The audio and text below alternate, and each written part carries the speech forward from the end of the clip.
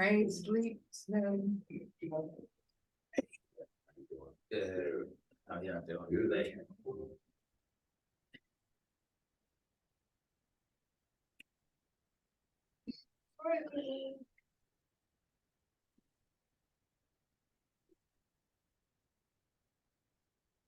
Can you hear me? I can hear you. Okay.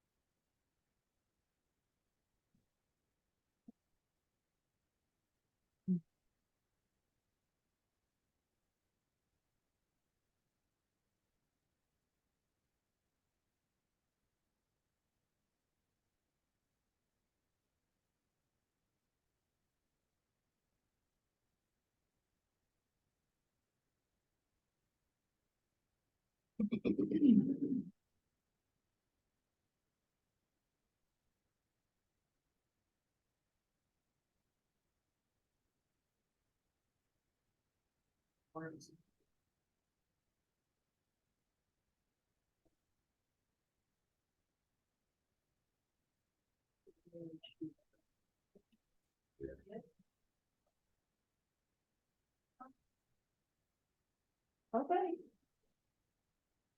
Let's give it a couple more minutes. Sure.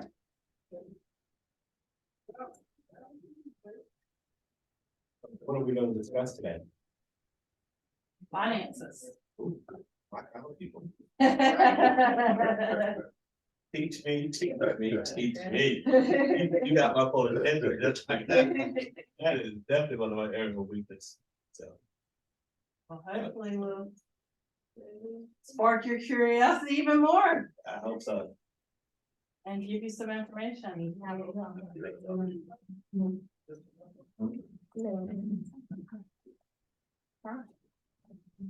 Got one more.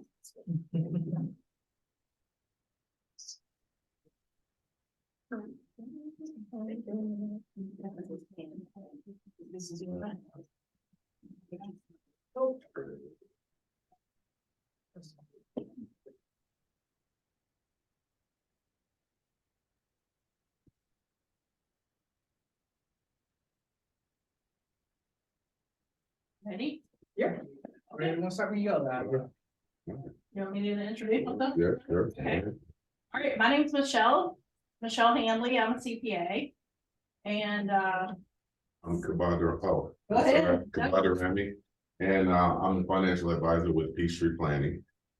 yeah, so we want to we were asked to speak on finances, and as we talked through kind of what's the best kind of approach, we wanted to figure out what could be most useful to you guys. So we thought a lot about our businesses that we've run now and in the past, and we thought, well, what do we wish that someone had told us about finances before we started our own business? That's kind of our take on it. So how many of you currently own a business? All right. How many are previous business owners, owned a business in the past? All right. How many are thinking about owning your own business but haven't started yet? All right. That helps. Okay. So you guys are already in the motion, going forward, moving forward with your ideas. That's fantastic. So, want to talk about? Yeah. So, as it relates to those businesses that you all have, what would you say? Well, from a financial standpoint, when you decided to go into business, what was like some of the first things you did from a financial standpoint, other than making a cash investment that you thought about or you did before you started that business? Anyone? I ain't walking on the middle of the conversation. I just missed the introduction, right? Yeah, but that's So- it, that's it. So I can answer, I want to answer a question, but I need to answer. So the question was, how many people own businesses? How many people were previous business owners? And who's thinking about starting a business? And most of the people in here already raised their hand for having a business. Where do you fall in that category? I have a business. You have a business as well. Okay, So. so, Starting something new too. So okay. I guess. Okay. I'm starting something. Okay, and that's great. So, one of the key things a lot of business owners really don't do, and I run into it on a daily basis dealing with businesses and advising them, is think about the personal side, the personal planning. And the reason you want to focus on that personal planning is because, as you know, the cash flows from the business to the personal side. And when you think about, okay, when I start my business, and for those who are listening in who haven't started a business, the reason that's so critical is because you want to make sure that when you start that business, you want to have your personal finances in order so that it doesn't become such a strain on the business. Because if you don't know where your personal finances are, as you start to earn income or money from the business, you continue to pull and it can, strain that business. And as we know, incrementally over time, businesses begin to fail. And after that 15-year mark, the amount of businesses that really make it beyond that is roughly about 25%. So with that being said, as you begin to think about, okay, so I want to start this business. And for those who haven't started a business, you think about investors and those people who want to invest in that business. The reason I really put a lot of emphasis on the personal side is because when you go to those investors and they see that you've taken the initiative to start that personal planning, it gives them a little more comfort in knowing that once you begin to, get the resources from those investors and start investing in the business and things like that, those funds will be allocated properly, because there's nothing like not having a plan and having money and not knowing where to put it and how to use it, right? Wouldn't you say? So I'm going to talk a little bit more about the importance of personal planning as it relates to business planning. And she's going to kind of talk a little bit more about the Get in some nitty gritty. of the Did you finance finish? part of it. I did, but you may answer it later. I just wanted to ask you before I forget. Yeah, You talked about the importance of keeping your business income separate from your personal income. What systems do you recommend putting in place to keep, like as far as maybe setting yourself up on payroll or whatever the case may be? Just like what systems do you kind of recommend to keep your personal separate from your business? So as it relates to that, so anything that, has to do with your business, as you set up your business account, things like that, anything that you're paying for, you want to make sure that you just use it, paying for the business purposes. And you're right. So as you create a salary for yourself and you know what you're getting paid, you're basically gonna, whatever, payroll services you choose to use, you use that, and those are the funds that, you'll either get, or depending on how you want to pay yourself as a business owner, right? You just want to keep those two separate. So yeah. you're not First, using. first get separate bank accounts. Mhm. Yeah, and you don't want to use your business credit card for like going grocery shopping and, paying bills, because a lot of times, or even paying like, mortgage and things like that, because there could be ramifications as that relates to, because now you're commingling. Are there And different ways? I think you said, depending on how you pay yourself, is there more than one way to pay yourself? Like, is there more than one way as versus you know, you have your business, you set yourself up on payroll, or whether you just send money directly to your personal account. Are there other ways maybe besides that to pay yourself? Was it? I'll let you Yeah. handle that. Wow, you're getting into the nitty gritty. Well, no, not problem. These are good questions. I was spending my money, but I wasn't spending the money, but I made money. Now where I put, you know, how do I keep it separate until I get the next gig to, you know, with that money? I know you Yeah. need two separate accounts.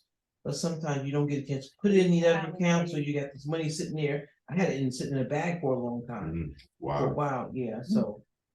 Because I didn't know, wasn't enough to say, just go put this whole big deposit in the bank, you know what I Yeah. mean? So it's So, just kind of difficult. yeah, it It's is, I kinda- get it's it. Challenging. It is, because it's hard to draw that line between me as the business and me as a person, individual, and separating yourself out.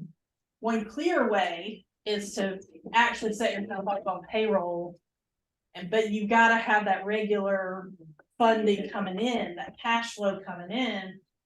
So that you're able to pay yourself. Now, you don't have to pay yourself every week. You don't have to pay yourself every 2 weeks, maybe monthly, you pay yourself $100. It doesn't have to be a lot. But you do have to set up a regular routine. You have to be able to commit to that, so that's kind of harder. Another way to do it is to show it as loans to and from the company. Before you really get that cash flow moving in and out on a regular basis. Loans to and from the company are sometimes a little bit easier to record.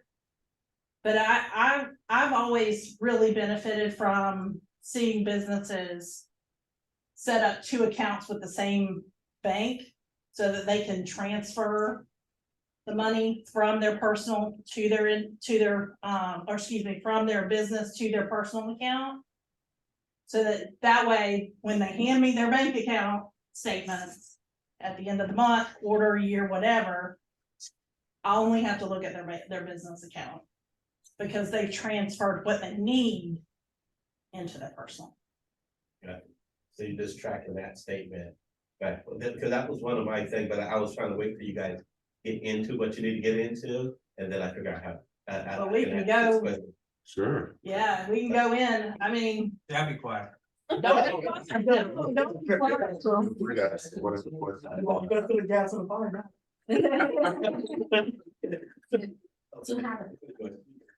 Well, I was gonna say, I don't wanna get into the meat and potatoes like you said, but, my question is, how does the Small Business Administration help out when it comes to financing small business? What are, is that something you guys gonna talk about or something? Well, we can talk We can about talk it. about it. Yeah, Yeah, and you can talk about your experience with clients that you. I'll be real honest I'll with wait till you. you get to it if that's. No, okay. we can talk about it right now, cause I've got a list, but what we wanna give you is information that you guys can use, so these are things that one of you's thinking, somebody else is thinking it too, probably. So, the SBA is great. But they only wanna loan out big sums of money. Because it costs them a lot of money, think about it. To track a small loan, same cost to them as tracking a big loan. So the SBA is great if you wanna borrow about $250,000. If you're doing a smaller business startup, they may or may not be able to give you the loan you want in that first go round. They may be better for 2 or 3 years down the road. Okay, so what type of criteria do they look for? I mean, as far as applying for something, is it, just based off of your own personal credit or does? Yes, a matter lot what of the times size your of the credit business and is? your, all those things. The history on the business but one good thing is if the business that you're starting, if they already have that model in their system, it kind of, That's exactly right. speed up the process, so. Yeah, so if they've seen that business tight before, that moves things along a little faster. Having your financial house in order personally goes a long way, whether it's your credit or just being able to show steady income from your business, from other sources. We were kind of talking about, creating that foundation. Your personal finances are essentially imagining the foundation to a building. If you've got a, crumbling kind of foundation or one that's not really put together solidly, whatever you build on that is gonna be a little crooked. And it's gonna take constant shoring up. So you wanna get your finances, your personal finances in order, because the SBA or investors or other lenders are gonna look at what you're doing with your personal finances to see how that translates into your business. Especially when it comes to the business finances. A lot of people, as business owners, the mindset is I'll make the money, pay, whatever needs to be paid, take out whatever income I need to take. But what we tend to see is with a lot of business owners, they don't have an accountant, they don't have a CPA, they don't have someone that's guiding them. And what you really want to understand is, as the CEO and your CFO, that's like your best friend, because they can read the story of your business. Because you can have a business that's doing very well in one area and also making, good gains in another area. But that CPA can identify if you just put that same time into what you're already doing over here, you'll see incremental growth over there more than where you see over here. So that relationship is like really critical. Yeah, and I would say, if you're looking for a CPA or a bookkeeper or an accountant, whatever their title may be, really think about what you want to get out of that relationship, what you need from them. Because every CPA is not created the same. A lot of CPAs just do taxes. They don't want to do your advisement. They want to do your bookkeeping. A lot of bookkeepers don't have the tax understanding that the tax implications. Some do, some don't. A lot of bookkeepers really aren't prepared to give you the advisement that somebody like a financial advisor can give you. And it's kind of neat, something that we've worked together for a long time, but something that he does in his business today, bringing together all the resources that you need and allowing, him to be your quarterback. That's the kind of person you need. You need to find yourself a quarterback, because you're kind of like, you're the coach, right? The team coach, but you need yourself that CFO role, whether you call it a CFO or a CPA or a bookkeeper, whatever you call it, you need that advisor. Say that. So when you start a business, it's really small, you're not making a lot of profit. At what point in the process, then, because you have to pay the CP and the financial advisor, at what point in the process will you need to hire a CPA or a financial advisor when you're just starting a business? Yeah. Great question. It's always before you think you do. Well, Thank you, David. But before it occurs, it always is, it seems like. And my history, my background is in being the fixer, being the problem solver. I come into small businesses that are really tiny, one-man shop, up to 50 people, 50 employees, fix the problems that were kind of created by not having a structure in place. So can I ask you then, this might be, there. What are the rates for, if you have to make sure you can afford it, what are the rates for a CP or professional advisor? It's a great question. They're all structured differently, right? I tend to do things on either a retainer basis, where it's a flat fee per month, or I do things on an hourly basis for people that are just kind of starting out, that really only need you once a quarter. As for how much I charge, Yeah, I charge a little more because I've been doing it for 25 years. You can find bookkeepers that charge $75 an hour. I really wouldn't go with anybody that charges too much less than that, simply because something I've been taught is You're worth it. You pay for You it. get what you pay for. Yeah, if they're willing to charge less than that, then they probably don't have the expertise that you really need. You need to stretch those hours and go in with an agenda. So what point do you need one? When you first start, or when do you need, Well, what? you know? CPA, accountant, probably after you start making money. When you start spending money and you start seeing the potential for money to come in, that's when you kind of need someone for your business. But well before that, you need to get your personal finances kind of settled. Okay. This is a question from Instagram. I'm not Instagram, so I'm sorry. It says, how do you put a valuation on your business? Ooh. That's a really good question. So, You want to talk well, about- So, I mean, that's complicated, right? It's different for every business. You need to go to a CPA who can value your assets as well as understand your liabilities and your cash flow. Everybody, it's kind of, I saw this really interesting kind of meme or whatever.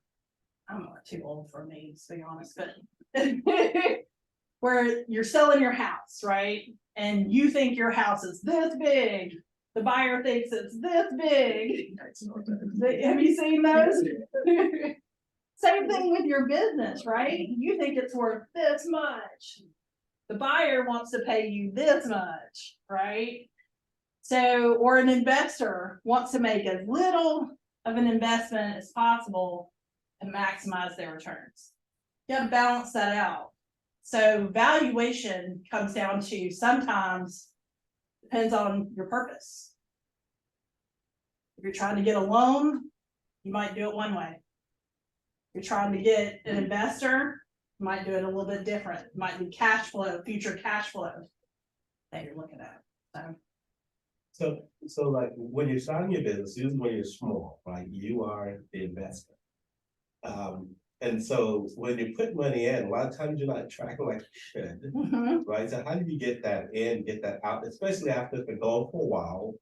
And Speaking from experience. And so how do you, but and you know, I'm very clear that at this point I need a CPA. But I also probably need a business a planner also too, just to reevaluate a whole bunch of things to see exactly, whether or not, the investments should be going this area, that area, or not at all. Right. Or whether or not it's time for the business to pivot or what, so. You guys really came in at a very good time. How do it? So let me rewind a little bit to the first question I heard.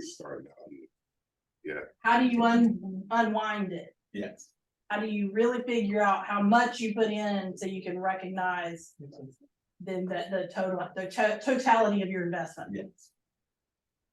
That's where the separate account comes in handy. If you haven't done that, then you really need to go back to your personal accounts and literally highlight. Yeah, it was separate account. Okay, you're good then. So you really need to start from the beginning and create your finances, your financial books. I really highly recommend using something like QuickBooks or Xero. Okay. You can do those with online services. Either one of those are really good. And your bookkeeper, CPA, your personal advisor, anybody that needs to log in can log in from their computer as well. So if you don't have that familiarity, those two might be good to look into. You said QuickBooks or Xero? Xero, Xero.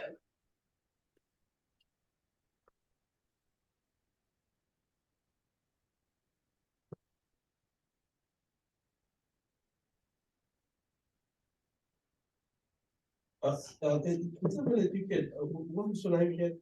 My name is Michelle Handley.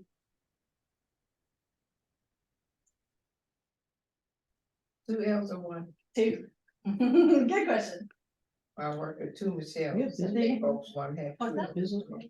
I don't have any business cards right now, no. And Italy, you're, like, Yes. it's quite. Here, I actually have some. He's Okay. prepared. I ran out. Yeah. Yeah, you could even, I think you got a whiteboard if you needed to, you just could write it up. Oh, yeah. Okay. Here, I bought some information. You all Okay. take one of each and Okay. just pass them around.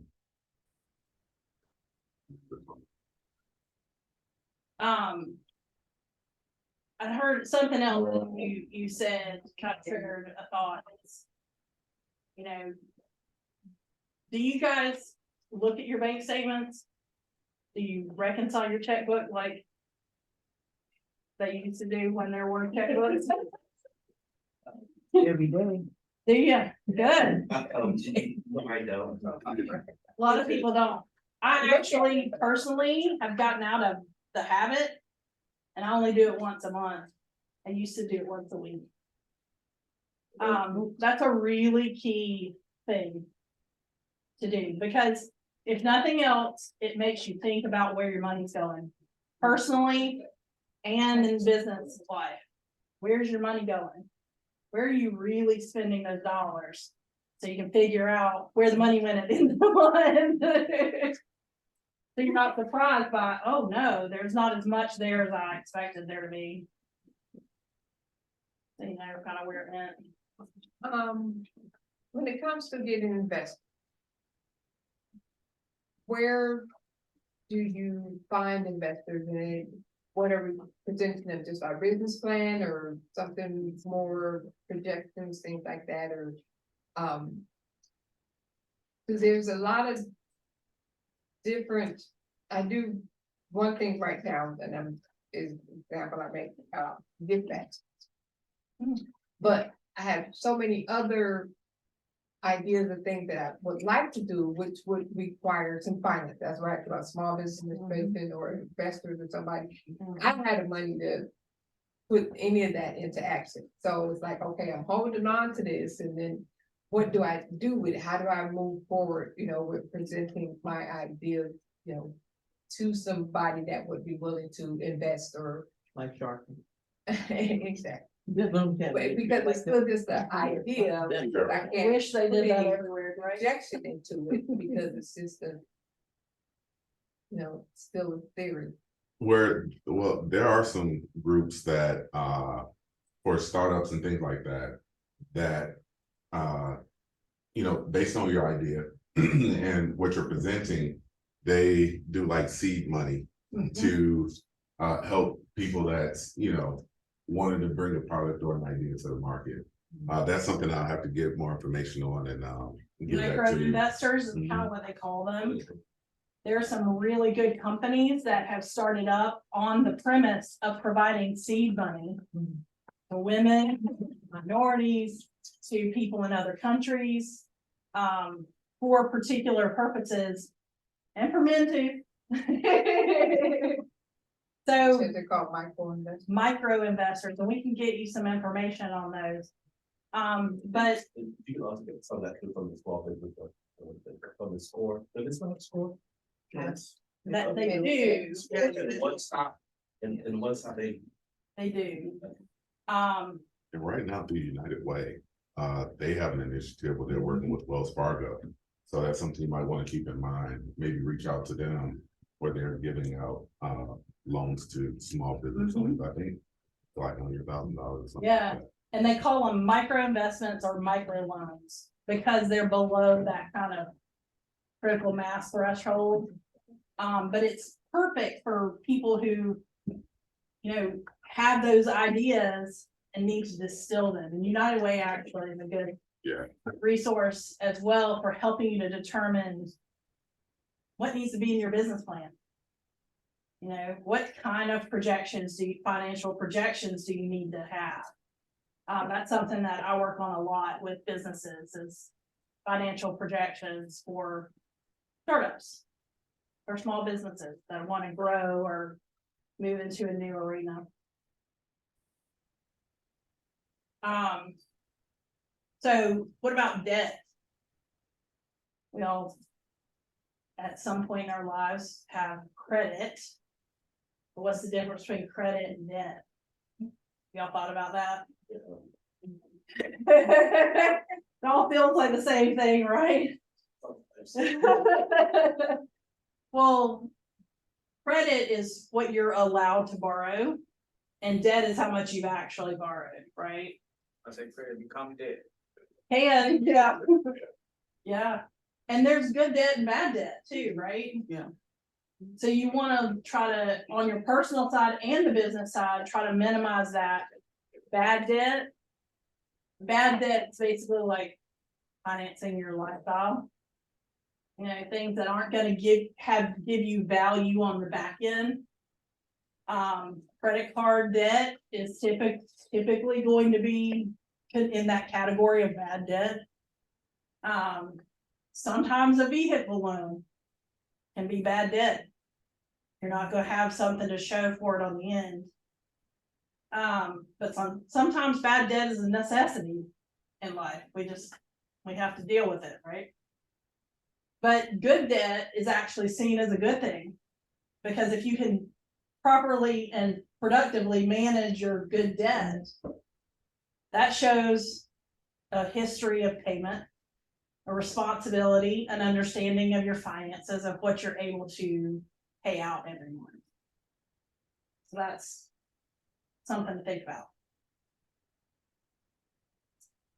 Those loans, those micro loans that you were talking about, whether it's through Wells Fargo, United Way, or from other companies or from the SBA, they're all gonna look at your use of debt. You know, your use of your credit. So, as we're talking about that here,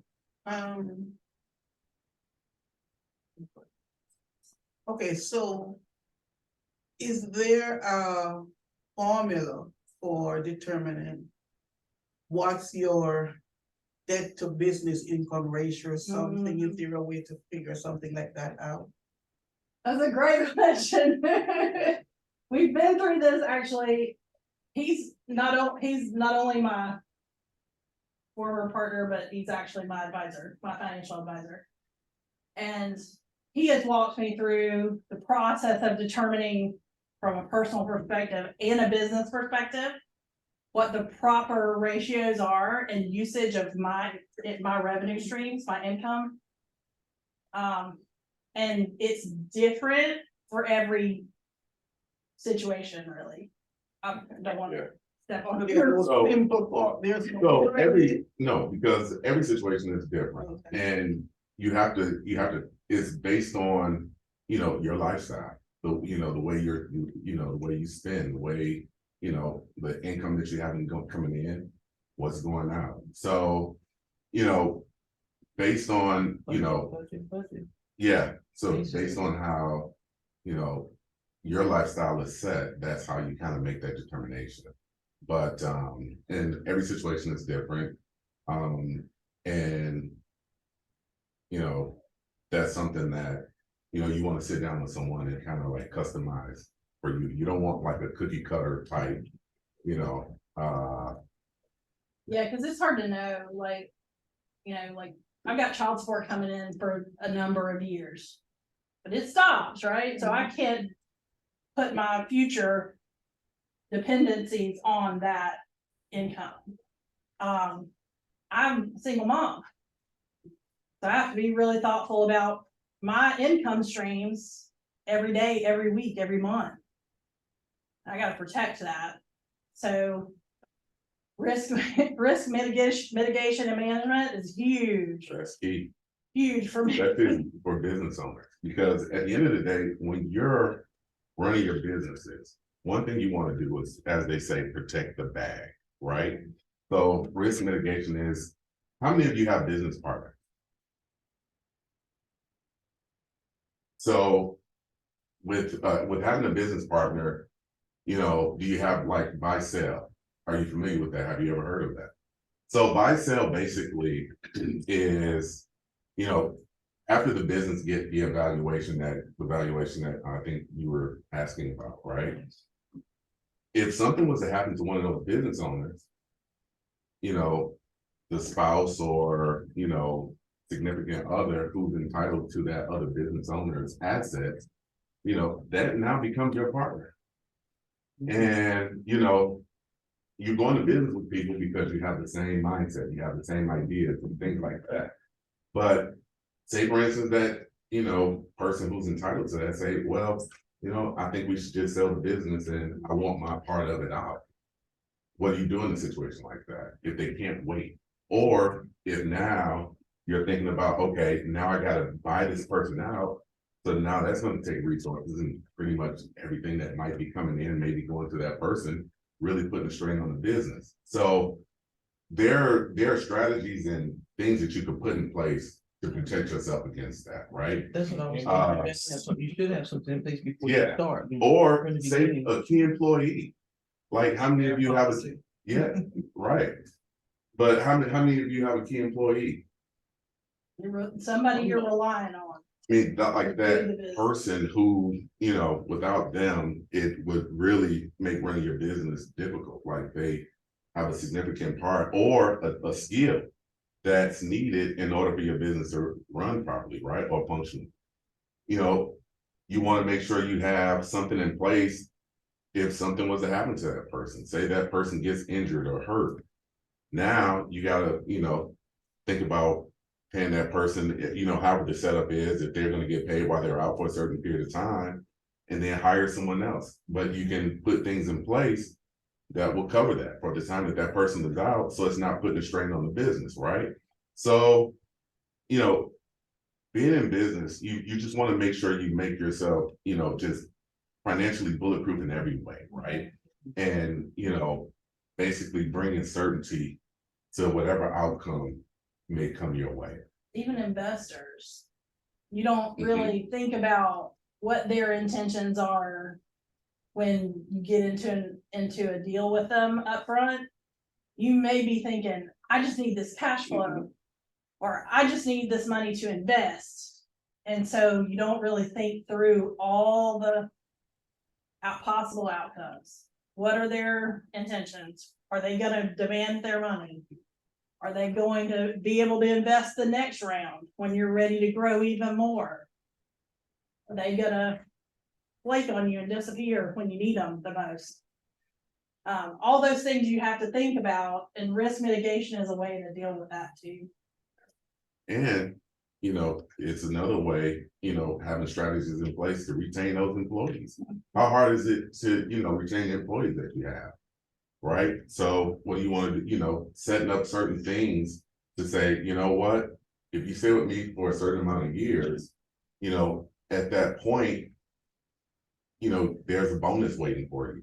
So all kinds of strategies you want to put in place as a business owner, where it's not immediately just coming off, off the books and, it's a financial strain on the books, but have certain things in place that can help the business and prepare and keep things running as smooth as possible. Because at the end of the day, you just want to make sure your cash flow is, going the way that it should, because cash is king. I mean, it's the most critical part of, the business. It's your greatest asset. Your cash flow. Golden handcuff. Yeah. Well, this is, I don't know if I this is a question. This is a question from Zoom. Somebody asked about assistance in preparing a budget, forecast, or plan, and how important is it before starting the business? So I'm not sure if they're asking about you guys' assistance personally, or just if there are resources out there to help with preparing a budget or a forecast plan. There are, and Yes. and as I started out, that's why I was, kind of talking about how, important it is to plan on the personal side, right? So as you plan on the personal side and you start a business, if you can, manage that, and now you know what you're getting yourself into on the business side, your chances of success are a little bit greater, because now you know exactly what you're dealing with. You have everything on the personal side budgeted. You know exactly what you're, looking ahead at for the business. And once the business starts, making money and things like that, you start planning for that. So yeah, it's critical. It's critical. But yeah, there are, resources out there. Yeah. And one of the things that we do at Peachtree Planning, I don't know if you looked into literature, she was kind of speaking on it. We have, like, are you all familiar with family offices? So most wealthy people have a family office, and that family office basically take care of their investments, Insurance. insurance, all the things, right? And you have a group of people working on the behalf of that family, coming to the table and working it out for them. So it's not this person over here, this person over there. And that's what we do, Peachtree Planning. We come together with you as the business owner, and we literally, like, if you have these people in place, all we do is bring everybody to the table to work together on your behalf at the And same you don't time. have to be wealthy to do it. You And- shouldn't be. And You should treat meet you where you yourself are. as the business. Mhm. As the wealthy business owner, everybody needs a budget. Personal budget, a business budget. You need something to measure yourself by. You need to know where you stand every month, every so often. You need to step back and evaluate where you move next. Do you move this direction? Do you keep going? Do you stop? You back up a little bit. Those are all the questions, but to do that, to make those evaluations, you need to have information. Without a budget and a financial plan, it's real tough to make those assessments intelligently, you're kind of guessing at it. Because, in your experience, that forecasting ahead Oh, man, is critical. it's critical. Yeah. From Zoom, it says, do either of you provide valuation, or can either one of you provide a valuation on a business? Yeah, our company. Your company does that, okay, so I'll Yeah. put that information. What exactly is evaluation on your business? Kind of right. It gives you a number that your business is worth at a given time. That's, Almost like the bonus, so to speak, but. yeah, it's like, yeah, exactly, like somebody comes in and goes, oh, you have all these bells and whistles. You're worth this much more, this much less than the neighbor down the street. It kind of does that, it kind of measures you against other businesses of your same size. One of the things that I have discovered about myself, just being honest with myself, first of all, is that I've really been reevaluating myself in the last year and a half. I've done a lot of different businesses, but I found out that, actually I did, PLCs more than I actually did businesses, right? I really, it was just proof of concept, just to see that the business, that idea could work, because I never really invested into them like I should. Make sure that the capital is there, get a team like you guys in place to be able to really go forth and really put forth, so the only thing I really was doing is providing myself my own job. It's called spirit. That's all I really was doing. And that's just me. That's just who's I go with myself after looking in the mirror, really just being honest with myself. And so, one of my objectives this year is to really learn about how to do business. Because I find out I really love it. And Everybody's coming at it from a different angle, Yeah. right? Some people are like, I just want to be in business for myself. I don't want to have employees. I don't want to deal with all that mess. And that's okay. You frame that differently than I want to create a proof of concept that moves forward, that grows, that is a legacy project, things like that. So you always have to think about starting with your end in mind is actually of value. Doesn't mean you have to get to that end. You're not ever going to get to the end, right? There's not the joy is in the travel, the journey. And it's a winding road sometimes. So, it's nice to have people come alongside you to fill in the gaps where you guys, I say this all the time to clients, you go into business to do your passion, not to run your back office and your family office and your finances and do your bookkeeping and paperwork and paying the bills and balancing the checkbook and understanding the assets and liabilities. Like, that's not what you're in business for. That's not what got you going in the first place. So that's why you need resources to do that. Yeah. bear with me on this question. It says, how much do the current crowdfunding media sources play in small or medium financial backing? The primary source, secondary, just additional revenue sources, or what, such as Give Butter, Kickstarter, Fundly, Indiegogo, Classy, those different, Yeah, that's a great question. So in my experience, they're kind of flash in the pan. It's the exception rather than the rule that crowdfunding works. However, if you really do a good marketing plan, it can work big time. And that's the key, is thinking it through, beginning with the end in mind and really planning out and involving your community to help crowdfund from your inner circle, your outer circle, and let them influence others. That's right. I would not focus on that as your primary source of investment, though. Maybe a first round. Yeah. Maybe a first round, kind of that like that Kickstarter investment. But not a first big round. I would go with something a little more, a little more certain. And a lot of times it's easier to manage one investor or lender than a bunch of them. So something. Taxes, you all do taxes. I prefer not to do taxes. I have done taxes. But I found that that's not really where my passion is. As a business person, my passion is helping small businesses grow. And I find that taxes, while they become kind of the big conversation, really don't drive the business to grow. It's just something you gotta do. You gotta pay that percentage off to the government and move on. So I have resources, he has resources that we refer to. But later when I started doing it. I know the tax information, but I would prefer not to practice it. They're like the business. Yeah. Yeah, I mean, I know the tax laws, obviously, I have to know them so that I can advise my clients. But actually doing the tax returns is no fun to me. Question, do you know about,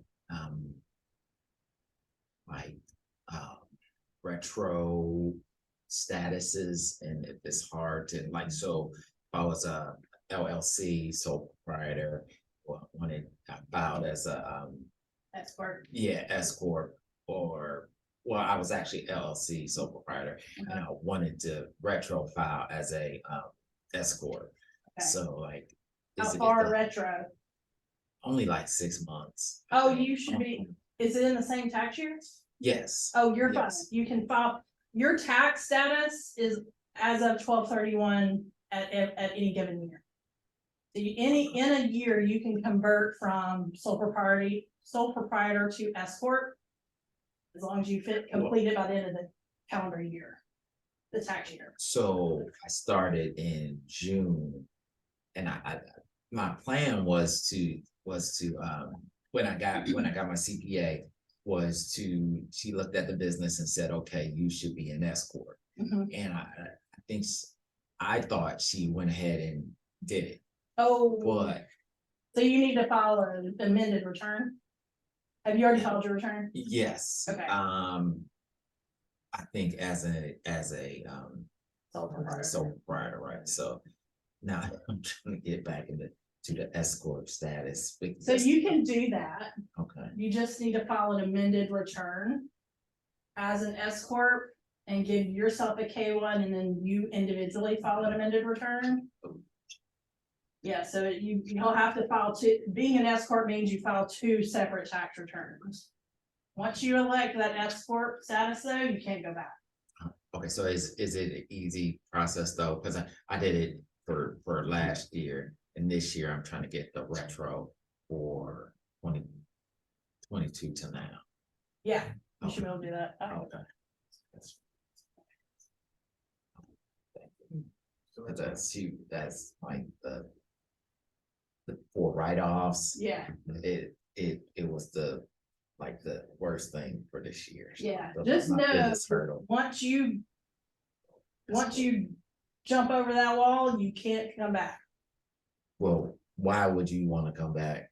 Or at the what? If you, you know, sometimes it's you've kind of tripped that wire, you've jumped up on that pedestal to escort for certain reasons that change in the future. And maybe it would the be, business. the business changes, then you can't unring that bell, you still have to follow this, No matter what. no matter what, from then on. For that company, Or this out of the company. yeah.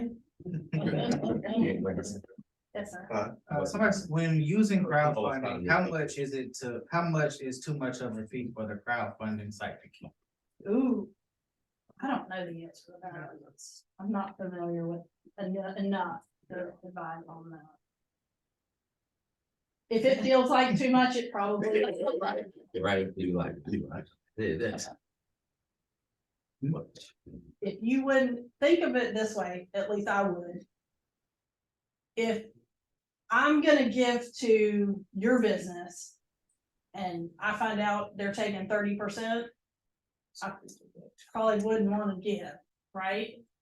I might come around and say, "Hey, let me pass you a 20, you know? So I don't know what the percentages are. I don't have any idea, but think of it that way. You know, if you wouldn't want to give up that percentage of your pay.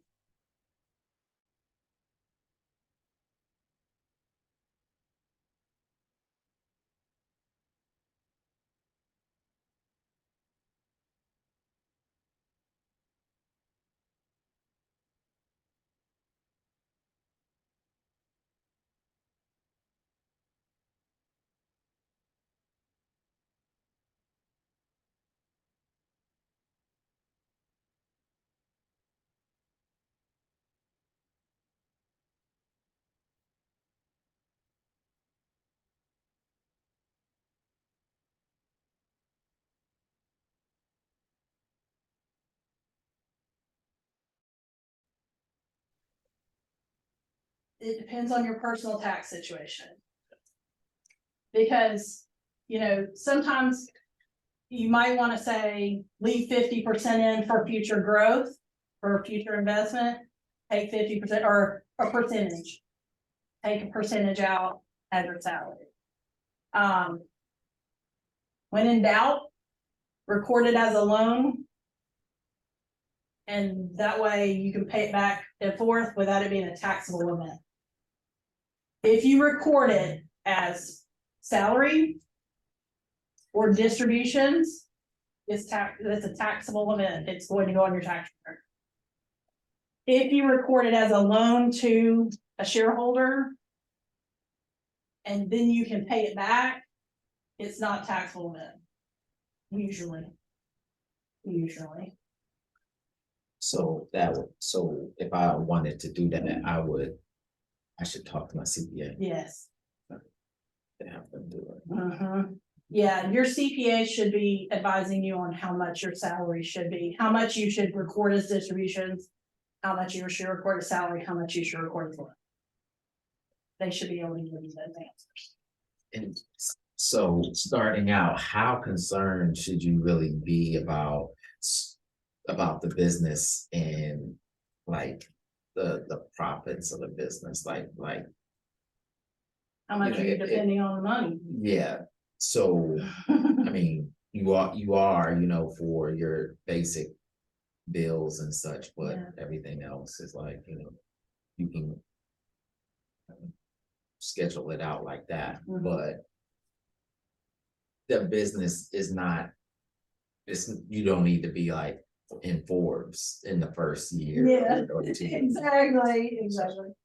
Yeah, So just, it's a personal decision, and I think that's something that, like he was talking about, every situation is a little different, right? So your personal situation may be different than your personal situation, may be different from your personal situation. So and your businesses are different, and the downstream needs of your business are gonna be different, And what you're looking to get out of it. and what you're looking to get out of it.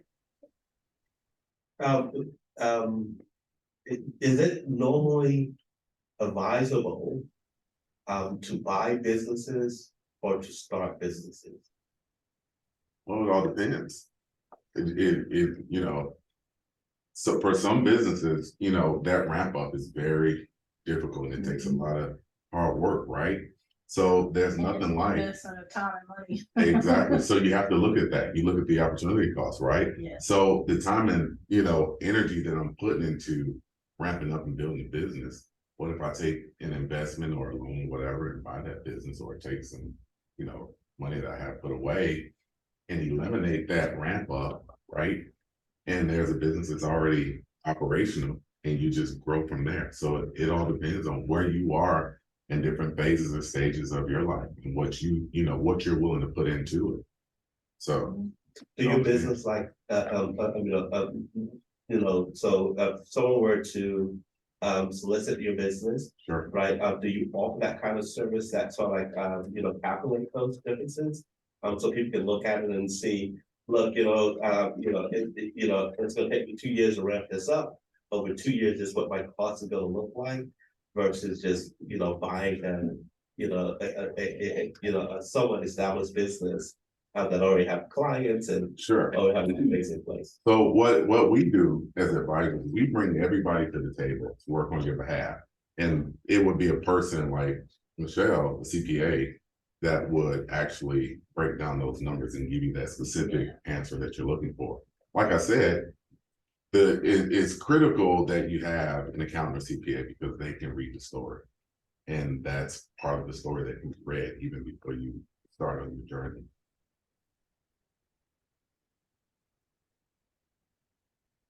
That's all got.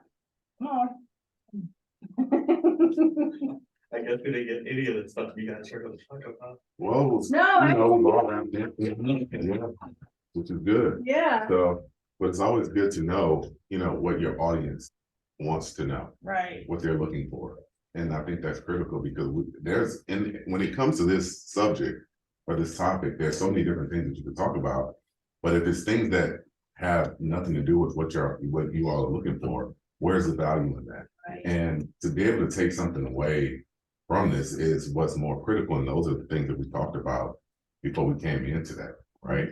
So I think that was really good that you all were open enough to ask the questions to, you know, let us know what you're thinking, what's on your mind, opposed to us just trying to figure out, you know, what you might want to hear, what you might think, you know, what we might think would be beneficial for you all to know.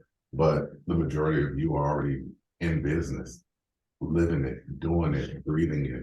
So the fact that you all were, like I said, willing to open up and ask those questions, it was really helpful.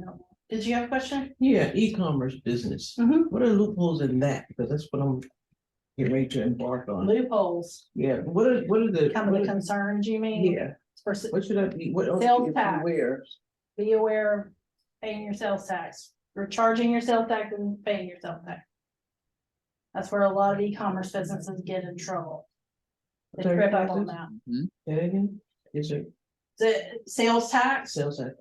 so if you're doing e-commerce selling to someone in Texas, you have to pay sales tax to Texas. So you need a CPA for that, or what type of person do You you have, can- but you that can can- manage that for you? Yeah, you can do that. There are also online services that do that. Depending on the e-commerce platform you are using, some are more sophisticated than others. But you definitely need to be on top of that if you're selling online. Like, like we go after merchant services, right? And that you need for your business. I think one of the things that, one of my earlier bills that I did not calculate well was You know, because I was looking at my revenue I was bringing in, but I didn't calculate those fees. Minus the, Yeah, and so, minus Yeah. this. and so, and that sort of got me into a little trouble one time because, you know, I was like, oh, you know, it seems like I have more cash flow than this. And then when I really looked at everything, it was like, oh, okay, I'm paying all these fees over Paying here, 10%. and that's what, yeah, keep it up. Keep So, it up, guys. any kind of advice on how to, Well, compare against that, or? I mean, that goes again to your break-even point. You gotta know what your break-even point Yeah. is. When you're in All the business. costs. Mhm. So that's something that, you know, that I talk to my clients about all the time. What are all of your costs? I want to look at everything we could possibly throw in to come up with your actual margin. Because you need to know what your margin is to know if it's worth getting out of bed for. Right?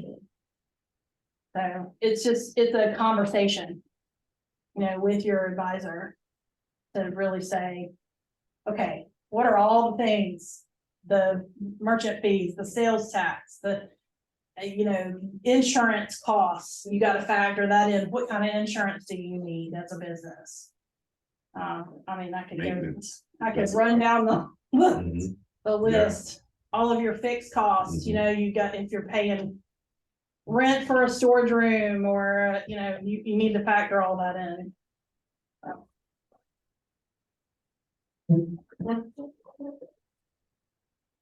One thing I found out in the past is that a lot of the financial advising that I sought out before, you know, whenever I would ask a question, they were very, I'm good at answering those questions.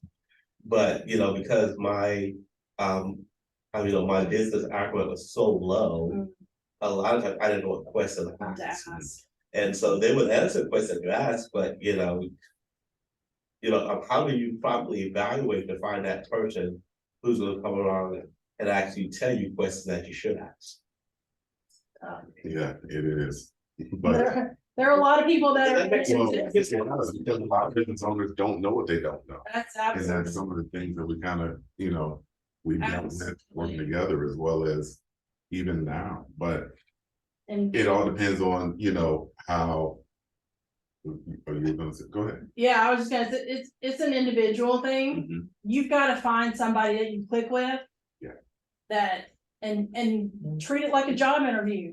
You're interviewing them to come to work for you. If they're not investing in your business and of their smarts and their time and their energy, then they're probably not going to go out of their way to offer you suggestions.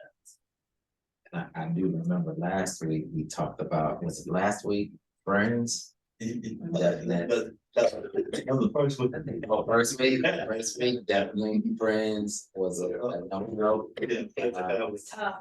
Yeah, and I can definitely, You wanna help out your buddies, that's. you that's wanna, how it and is. you know, it's just, it gets tight. Yeah, her, his mother was, you know, she did a great job and so he was in the same theater. But, you know, younger, you know, just fell into every stereotype. And it's like, so you give them a chance, but then you know, when you do give a chance out, it's risking your name, your business, and you know, so it's kind of finding that person that has more in common with you than I guess Yeah. than your buddies sometimes. So And can put your business ahead of their own desire to be your buddy. Yeah. And you gotta, and something, that's not to say that there are no friends in the world and no family members in the world, because we're friends and we do business together really well. However, we know where the line is between our friendship and our business relationships. And you gotta be able to draw that line, and that's a hard thing to find. That's why it does. That's why I say treat it like a job interview. You wouldn't hire that buddy to work for you permanently. You probably don't want them to be your CPA. and the little things too. You know, the little things, you know, they're late but they got coffee. It's like, hold up. It's a little thing that sometimes you can.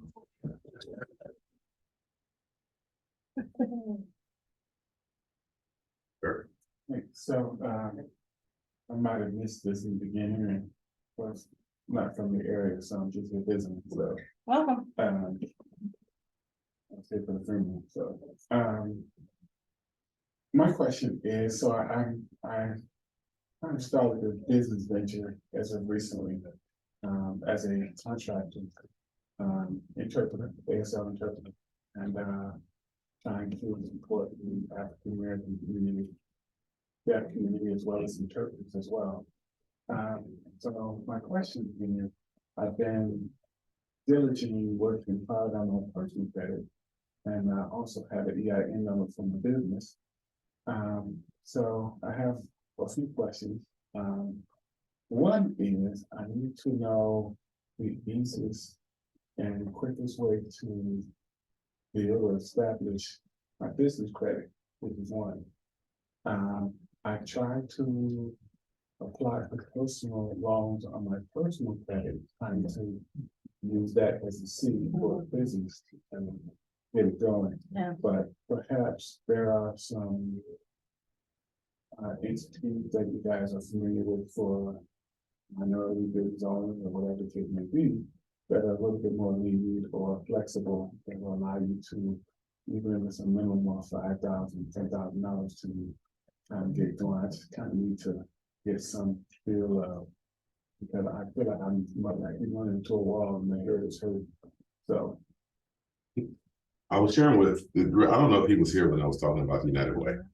And the United Way is working with Wells Fargo, helping small businesses get those type, loans to either start, grow, or enhance their business in some kind of way.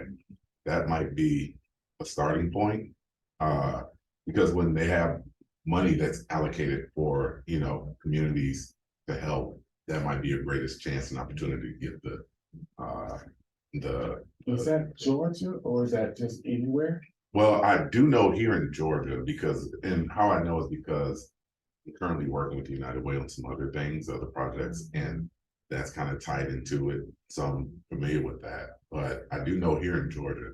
Now, outside of Georgia, I really couldn't tell you, so. Yeah, I mean, it's worth calling the United Way and asking in your area, what types of programs they have for small business owners, because that's their call, right? To provide services to their communities, whatever that community needs. Even if they don't have it yet, somebody else is doing it. They may even implement it. There are also micro investors and micro lenders out there, and we can get some of that information if you want. And I would say to Wells Fargo, I know they're doing a lot in your area. As long as so one of the things you want to do is see if you're in it and what's called an opportunity zone. If you're in what's called an opportunity zone, which is and the federal government identified as based on financial conditions of that particular community, right, wherever it may be, and that's on the federal thing. The Wells Fargo is doing a lot of work with that because they're trying to rebrand themselves. Yeah. And so I was just at a conference and their CEO was there, and they're trying to rebrand the whole thing because all the redlining stuff they did with minorities as far as housing and loans, for businesses and personal loans. And right now they're trying to rewrite those stories. And so they're going out of their way to try to help as much as they can in those kind of situations. So you might want to identify whether or not you're in an opportunity zone or not. You can just go up to like I think it's like HUD.gov or something like that, and you can see where all opportunity zones are around the United States. And if you're in one of those areas, or if you're close enough to one, where you can open up your business there, a lot of times there's a lot more funding that's available for those areas that is set aside where they will actually take more of a risk on those kind of things. So that would be something to consider. So with the micro lending or whatever is mentioned, are those kind of guidelines to where personal guarantee as far as credit wise, or is it just kind of You know, different lenders and different investors will have different requirements. You know, some of them are specific for people that have no credit. I got you. You know, they're even lending to people in other countries that are developing countries. So, you know, it just depends on Is that what this is? no, that's actually information for his business, but it's got his contact information on there. So you could reach out to Kabba and we can And give what I'll you do that is get information. that information, I'll pass along, make it to Yeah. share with participants. Good idea.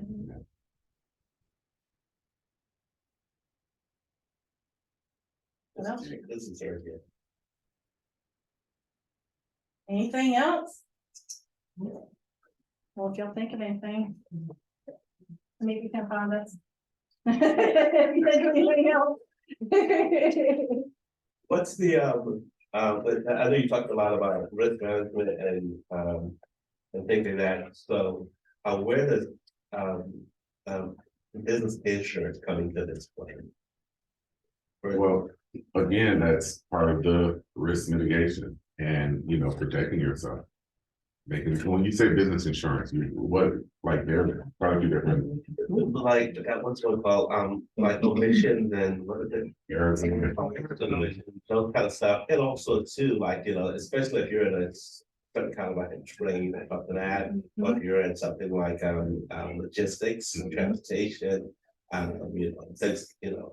So some of those things are part of it. Well, here's the thing, either you could self-insure, which means you have the, you know, funds to take on a lawsuit or something happened to someone and you become liable for, you know, whatever happens. Or you can, you know, insure yourself in such a way you're protected in the event, you know, someone failed or, you know, what if something was to happen. Yeah. And at the end of the day, again, that's part of, you know, protecting your whole financial, you know, House. yeah. I couldn't get that out. Yeah, but I mean, obviously it's, you can't even drive up the road without car insurance, right? Personal car insurance for that particular reason. State of Georgia, I mean, if you do, there's consequences, right? And it's for a reason. So, yeah, But but there are things like umbrella insurance that Bob, and it brought to my absolutely, attention that, hey, look. You got a 17-year-old and now a 15-year-old on the road. that's right. You need umbrella insurance because. You know, they get into a car accident, you get sued, you lose your house, your business, and income for however many years. I can't afford to A do lot that. of people don't realize that your policy limits only go up to that limit. I mean, there's That's it. no, you know, more coming out of that. I mean, say for instance, you know, we don't really like to talk about it, but say, you know, someone, a breadwinner for their family, loses their life. You know, a judge is gonna look at that human life value. So what did that person make each year? You times that by, you know, up to the age of 65. So if that person was making $200,000 a year and still had another 25 years to work, that's the human life value. And that's what you now have to think about, you know, how are you gonna come up with that? And there are like real life situations where people have literally lost it Yes, because it lost is their what house, it is. lost their homes because Yeah. they hit somebody and got Yeah, sued Department and of coverage. it's right.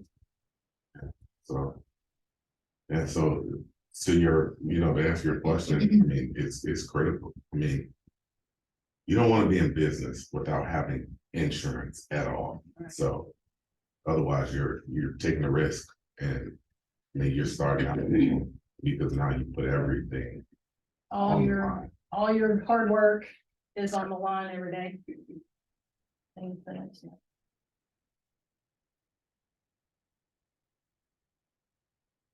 So how does the argument that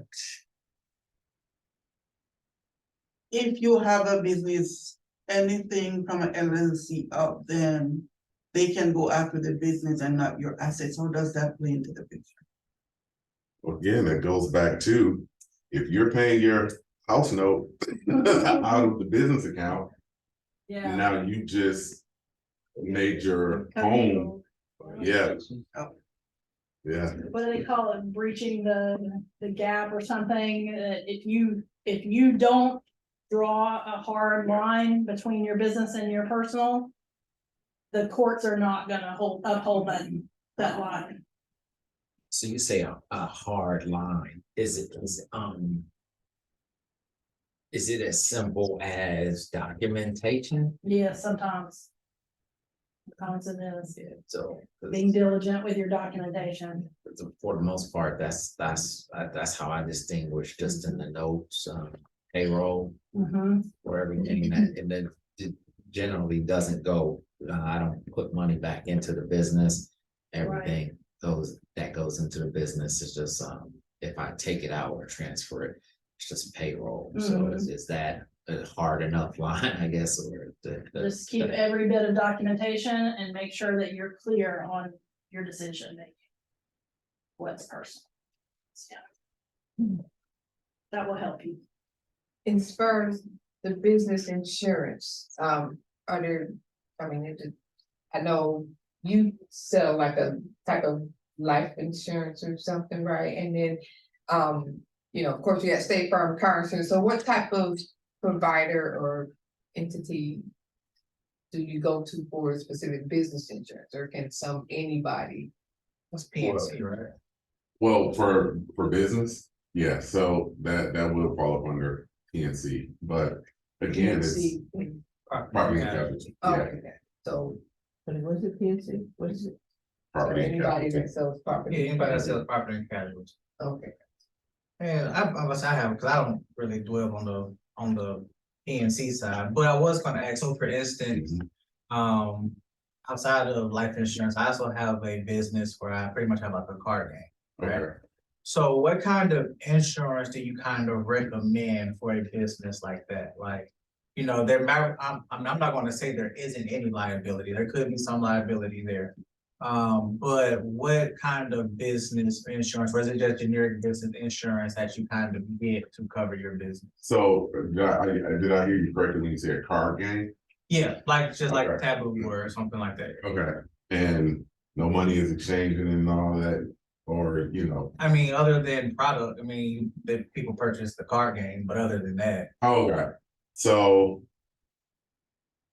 I guess I'm trying to get more clarity on, so just so I can, get a better understanding of what you're saying. Everybody's sitting around playing cards, is that? Yeah, well, it's right? like, you're playing like taboo Yeah. or like charades. So it's almost like an Something like that. event, It's a board Is it- game. yeah, Board Like- okay, so that's So you're probably raising like funds an from event. events or from buying the product? Actually, a little bit of, I mean, kind of both. So Okay. we have done live events where people will pay to come and be a part of it or be there at that night. And then we've also just, we sell, whether it be through Amazon or directly through the website. Okay, yeah, so that would almost fall up under the guidelines of an event.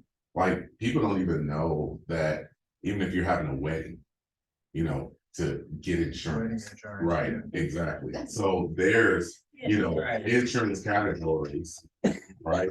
For There's most stuff to pay for. But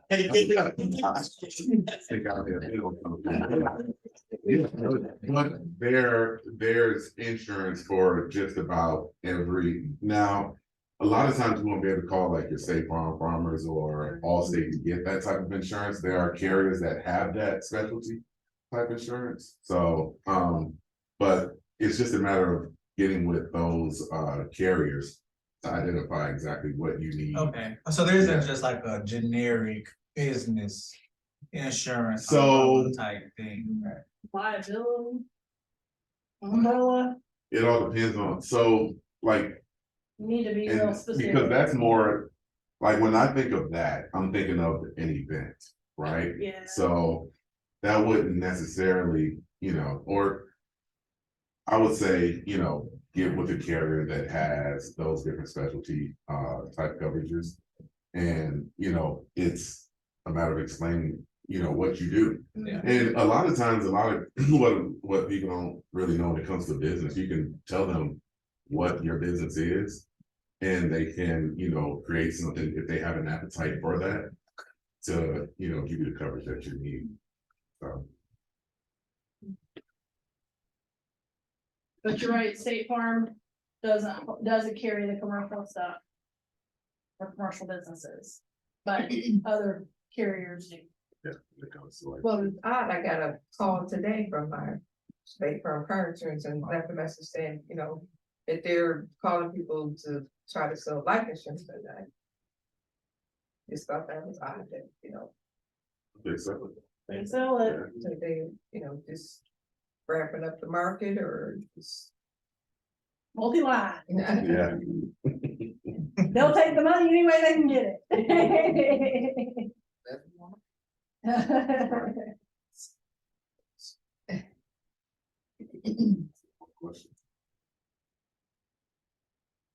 A lot more, but I don't even know. Y'all come back to part 2 next week? Yeah. I don't even know how to form something right. You open up some of the other stuff. Thank you. Well, thank y'all. Thank you. All right.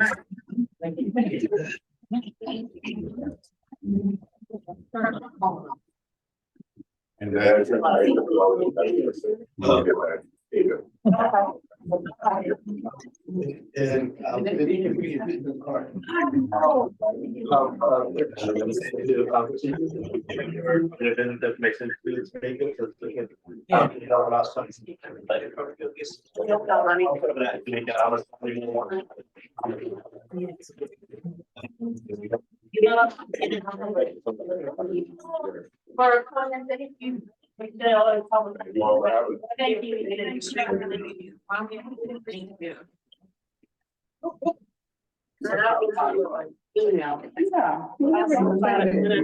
I thought about it.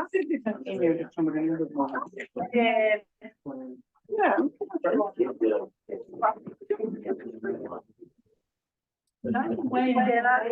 Very good things. But, they're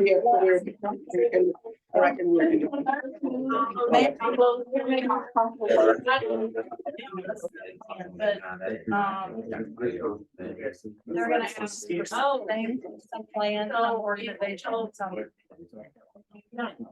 We do have a gift. It is, yeah, optional, like every week. Okay. That's what we were talking about. No, this week, his Saturday is reading. It's kind of the quarterback. It's totally optional. He outsources to the legal and. But it brings it all, brings all those resources together. So whatever you need. So he can help. Okay, hold on 1 second. Yeah. And his contact information is on there. We'll get to make that one.